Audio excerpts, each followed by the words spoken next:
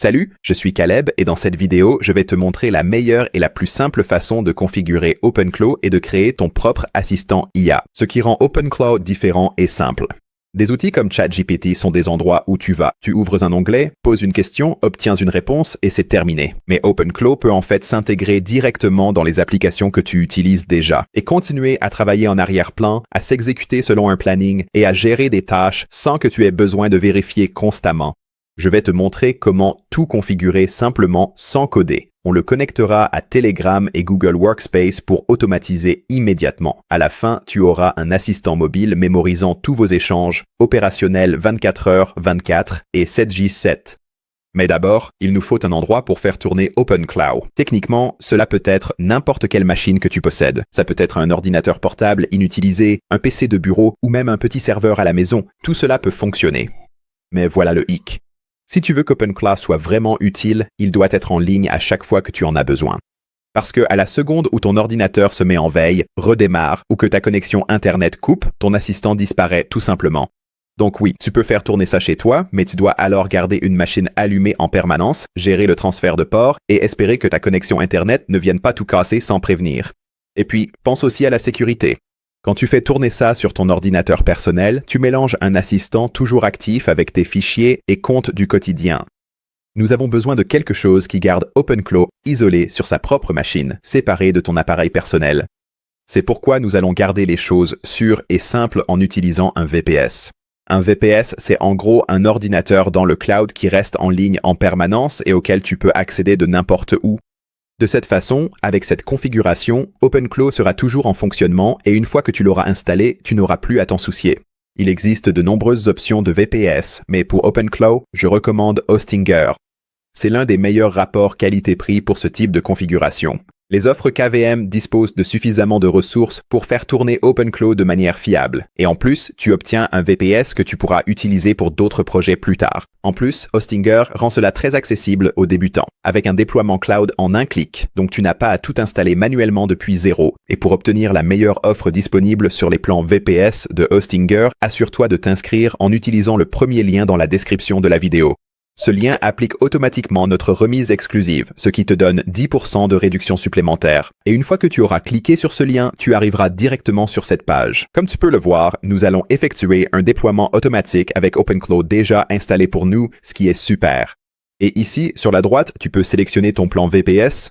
Réglé par défaut sur KVM2, c'est suffisant pour faire tourner OpenClaw. Il offre 2 vCPU, 8 Go de RAM, 100 Go NVMe et 8 tout de bande passante. Si tu veux consulter les autres offres, tu peux les sélectionner ici en haut et passer de l'une à l'autre. Mais pour cette vidéo, je vais simplement choisir KVM2. Descends ici et clique sur Déployer. Et puis ici, sur la gauche, tu peux choisir ta période de facturation. Par défaut, elle sera réglée sur 24 mois. Cela t'offrira les plus grandes économies, un nom de domaine gratuit pour la première année et 2 mois d'hébergement gratuit supplémentaires. Cependant, tu peux aussi la changer pour des offres de 12 mois ou d'1 mois. Au minimum, je te recommande de choisir l'offre de 12 mois. Cela te permettra tout de même de faire de belles économies et d'obtenir un nom de domaine gratuit pour la première année. En descendant, on peut voir que nous allons effectuer un déploiement automatique avec OpenClaw. Tu peux choisir d'activer ou non les sauvegardes automatiques quotidiennes. Cela te coûtera $6 supplémentaires par mois. Ensuite, descends ici et confirme l'emplacement de ton serveur.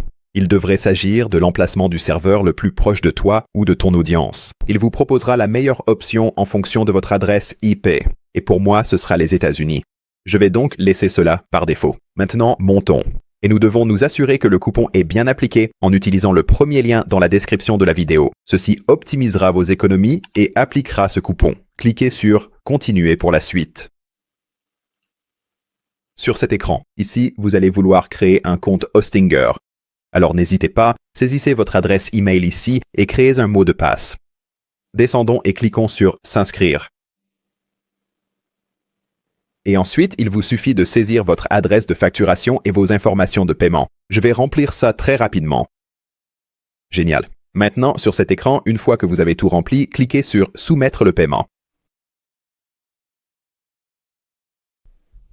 Ensuite, cliquez ici sur « Commencer ». Tout d'abord, vous devrez copier et sauvegarder votre jeton OpenClaw Gateway. Assurez-vous de le traiter comme un mot de passe.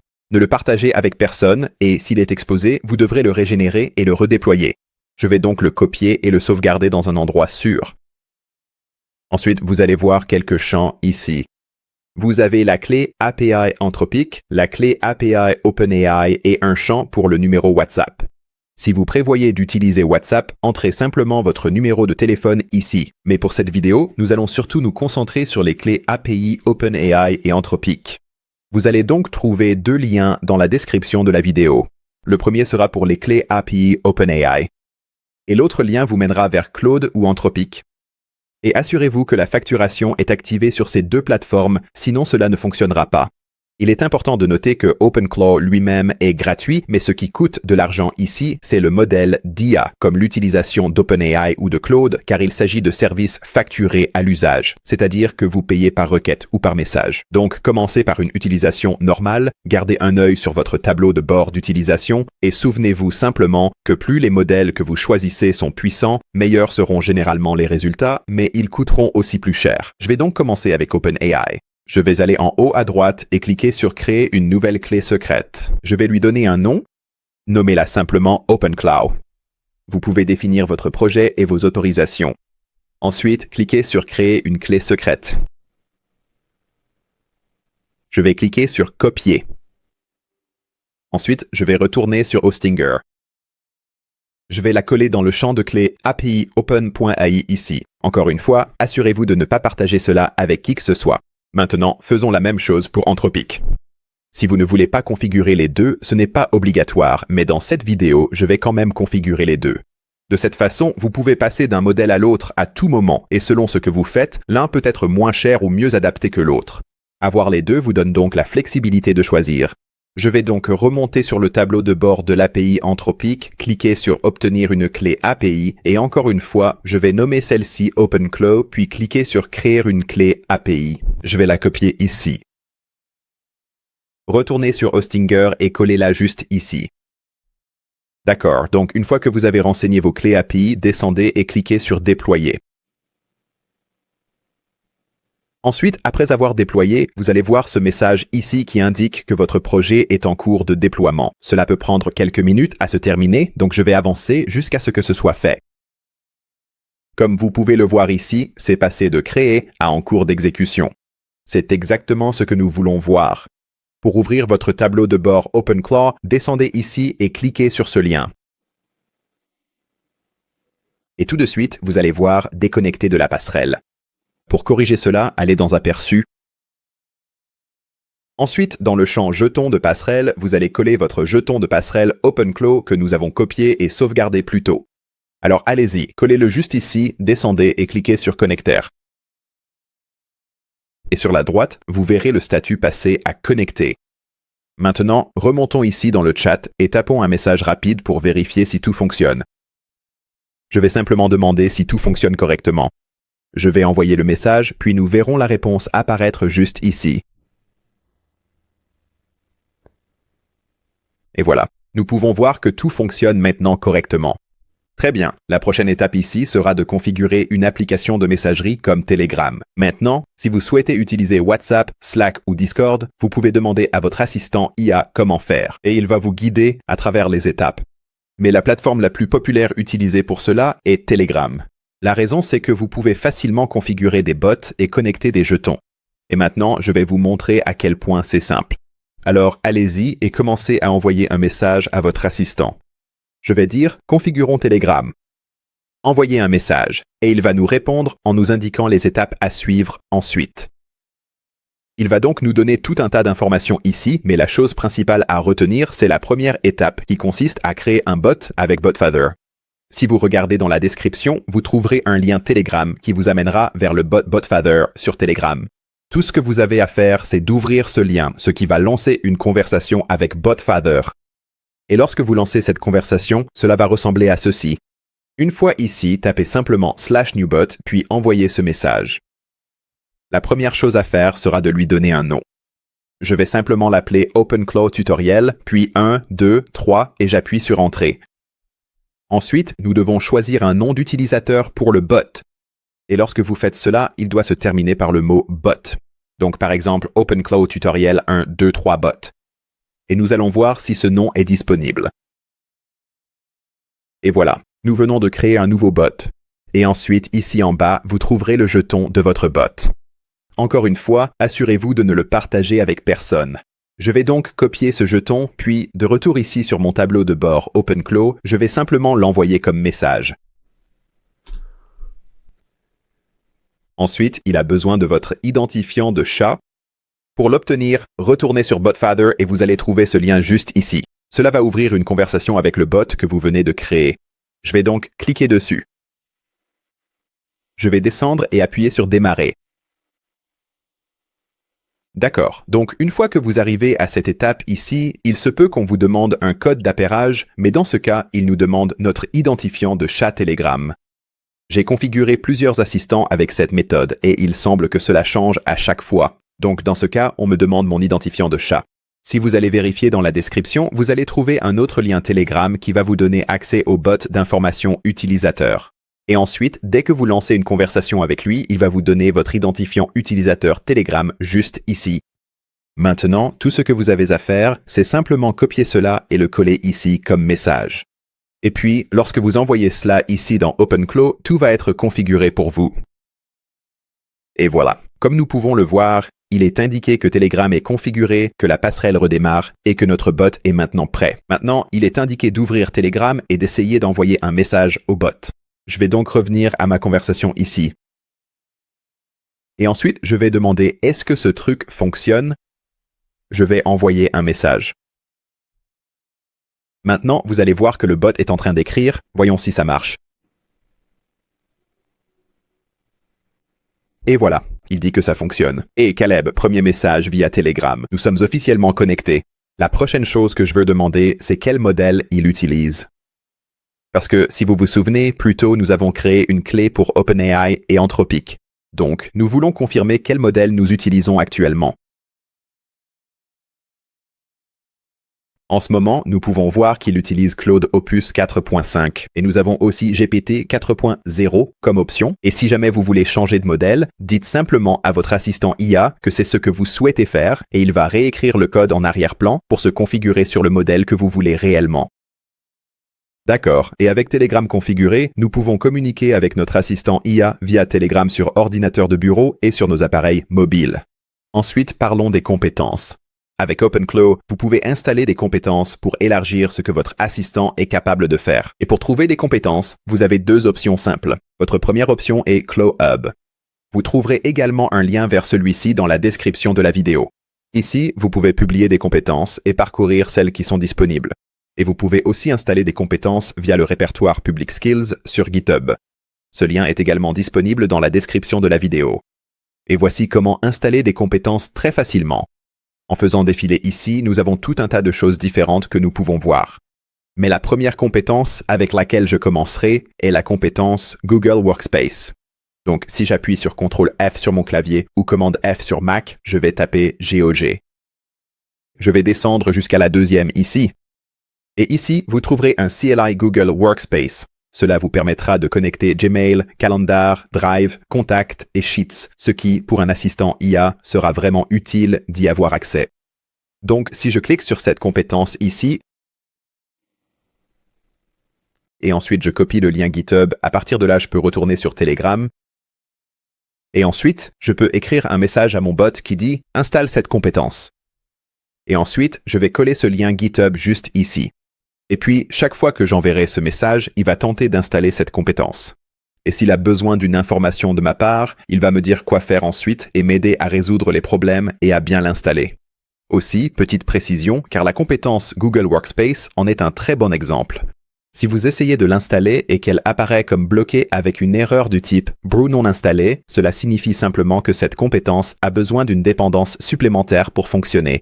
Et comme nous avons déployé OpenClaw via Hostinger, vous gérerez tout cela depuis votre VPS. Donc, si je retourne sur mon navigateur ici, puis que je remonte sur Hostinger et que j'accède à mon gestionnaire Docker, si j'ai besoin d'installer des dépendances supplémentaires, je le ferai ici dans mon gestionnaire Docker. Et si vous devez communiquer directement avec votre VPS, vous pouvez utiliser votre terminal intégré.